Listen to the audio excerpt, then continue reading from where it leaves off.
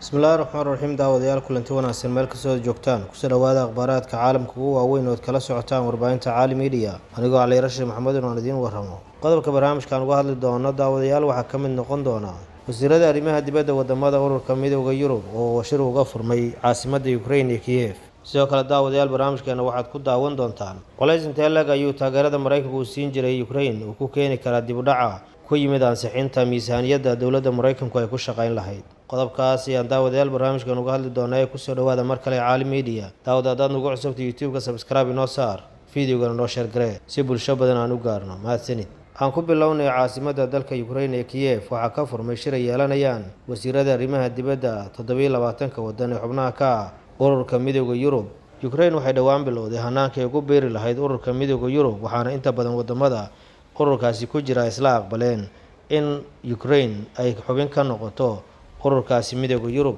maanta ayaana caasimadda Kiev ee wadanka Ukraine waxaa shir uga furmay wasiirada arrimaha dibadda wadamada midowga Yurub ku jira 23 wadan ayaa wasiiradu soo xaadireen halka 4 wadan oo kalena ay soo dirsadeen wakiilo matalaya dowladahaas ujeedada kulanka wasiirada arrimaha dibadda wadamada midowga Yurub ayaa lagu sheegay inay tahay garab istaag loo muujinayo wadankaasi Ukraine dagaalka kula jira wadanka Ruushka kadib markii ay soo baxeen in baarlamaanka Mareykanku hor istaagay ansixinta miisaaniyadda dowladda Mareykanka oo ay ku jireen kaalmo dowladdaasi Mareykanka ay ugu tala gashay in lagu taageero ciidamada wadanka Ukraine iyo sidoo kale wadanka Slovakia oo asna ka mid ah wadamada midowga Yurub ay kuraas badan ku guuleysteen doorashadii ka dhacday xisbi taageersan wadanka Ruushka madaxda wadanka Ukraine ayaa si diiran u soo dhaweeyay wasiirada arrimaha dibadda iyo madaxda kale wadamada midowga Yurub ka socda ee maanta shirka uga furmay wadankaasi waxayna sheegeen inay dhiirigelin ballaaran u tahay shacabka reer Ukraine sidoo kale tan Ukraine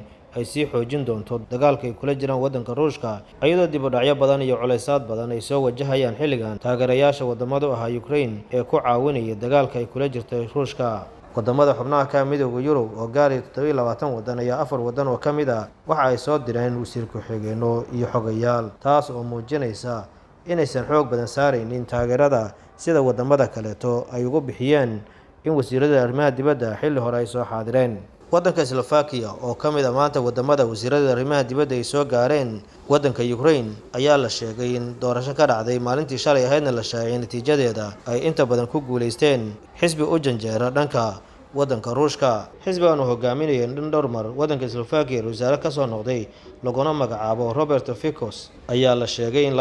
22.9 ay ku guuleysteen doorashadii ka dhacday wadanka Slovakia wuxuuna u baahnaan doonaa inuu isbahaysi la samaysto xisbiyada kale ee wadankaasi Slovakia xisbigan cabsida geliyay wadamada Yurub iyo wadanka Ukraine ee ku guuleystay doorashada wadanka Slovakia ayaana mas'uuliyiintiisu waxa ay sheegeen in ahmiyadda koowaad ay siin doonaan sidii lagu heli lahaa wadahadal nabadeed oo dhexmara Ruushka iyo Ukraine wadanka Belarus oo sidoo kale Ukraine daris la ah ayaa la aaminsan yahay inuu dhinaca Ruushka u janjeero sidaas la mid ah maanta Ruushku wuxuu gantaalo badan ku garaacay gobolka Kherson ee wadankaasi Ukraine taas oo sheegeen mas'uuliyiinta Ukraine in ilaa 3 qofood oo laba ka mid ah yihiin saraakiisha booliiska dhaawac ka soo gaaray madaafiic ay ku garaaceen Ruushka gobolkaasi Kherson qaybo badan oo kamid ah culayska keenaya in wasiirada midowga Yurub ay soo gaaraan wadanka Ukraine waxaa kamid ah go'aanka baarlamaanka Mareykanku uu ku hakiyay ansixinta miisaaniyadda dowladda Mareykanku ay ku shaqayn lahayd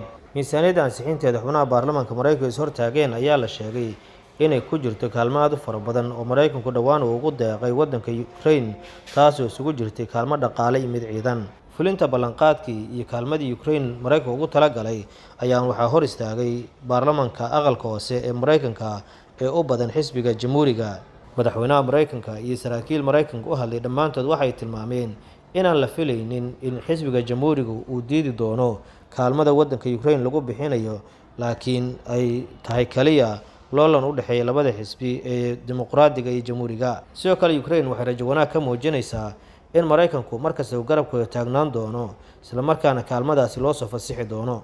hase haatee cabsi badan ayaa soo wajahaysa sababka dagaalka ee wadanka Ukraine iyo madaxdiisa si la mid ah midowga Yurub ayaa bilaabay inay hadda dhiirigelin u sameeyaan wadanka Ukraine ayagoo u soo diray wasiiradooda arrimaha dibadda kulankoodana ku qabsanaya caasimadda Ukraine ee Kiev maalmaha soo socda ayaa laga warsugayaa go'aamada ka soo bixi doona baarlamaanka Mareykanka ee ku aadan ansixinta miisaaniyadda dowladda Mareykanka oo ay ku jirto kaalmada loogu talagalay in waddanka Ukraine lagu caawiyo. Haddii la dhimo miisaaniyadda dowladda Mareykanka waxay taasi keeni doontaa in kaalmadii Ukraine loo ballan qaaday iyo taageeradii la siin lahaa hadda kadibna ay heli lahayd ay meeshaasi ka bixi doonto. Haddii kaalmada Mareykanka Ukraine ay weysana waxaa imaan karaa in awoodda ay isaga caabinaysa waddanka Ruushka ay meesha ka baxdo. Daawada intaasaynu ku saafmeeraynaa qodobkan kaga hadlaynay kulanka wasiirada arrimaha dibadda Yurub ee caasimadda Ukraine ee Kiev. Intaan kulan kala mid ah kulmayno waxaan kaga tegaynaa sida ay nabadgelyo.